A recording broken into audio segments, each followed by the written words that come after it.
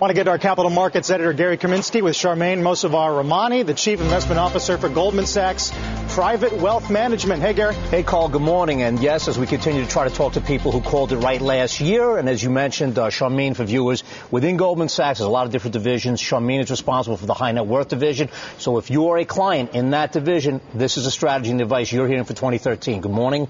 Welcome, and good to see you again, Charmaine. Let's get right to the expected returns. I think we've got some charts here in terms of the various asset classes. And anything you want to highlight in terms of expected returns, what you're telling clients for the next 3 to 5 years?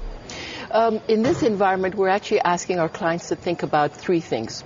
First, we're going to have low interest rates for a while, and so they need to adjust their expected returns. So in a low interest rate environment, we're going to have lower returns across all asset classes. Second, we're telling our clients that as they think about the lower returns in the context of their portfolios, they also need to recognize that we are going to have volatility from incremental policy on a global basis, whether it's in the U.S., Europe, Japan, or emerging market countries. We are expecting that policy, whether it's monetary policy adjustments, fiscal policy, it will all be incremental, and that will create market pressures because it won't be at a pace that the markets would like to see. And so that will introduce volatility, and it's not something our clients should try to trade. They should look over the horizon and invest for the long run. So looking at the long run, the 3 to 5 year term outlook, if you looked at those expected returns, it looks at what's interesting to me is that you think the Euro stock, certain areas of the Euro stock index, as well as the banks, the financial services companies, are where you can, if you're willing to accept some volatility, get the highest returns over that 5 year period. So the Euro stock, explain to us why you like that area for outsized returns.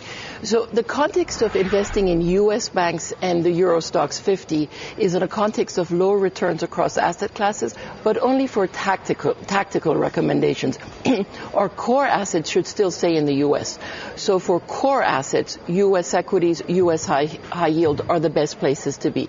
But at the margin, we like the returns in the low to mid-teens of European stocks and U.S. banks. With European stocks, our view is that they are trading at very cheap levels. Right. European stocks today in the Euro Stoxx 50, global multinationals, are at a 50% discount to the U.S. Typically, they trade at a 33% discount to the U.S. on average. So there's tremendous upside potential, and half the revenues of these global multinational companies come from outside of Europe.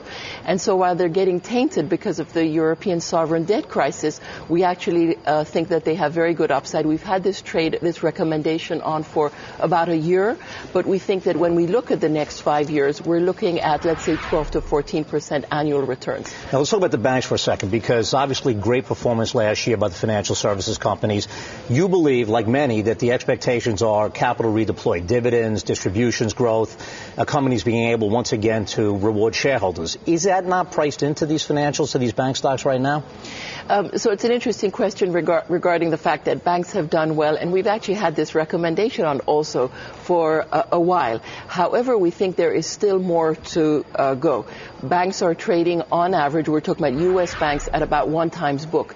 Even if they were to have ROEs more in line of like utilities, 10 to 11%, we actually think they can trade at 1.4 times book easily. And so if you look at that over the next 3 to 5 years, again, you're talking about 14, 15% type returns. So we actually think there's still more upside. In addition to valuation, we think banks will benefit from the continued recovery in the housing sector.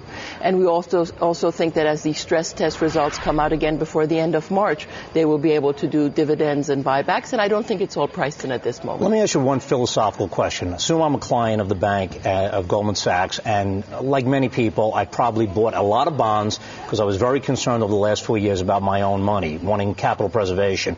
And I look at the S&P, it's up 100% from the lows of 2008, 2009. And I say to myself, I know I'm too allocated right now in fixed income, but should I really be buying stocks at these levels? What do you tell me? What do the high net worth advisors tell the clients in a situation like that right now?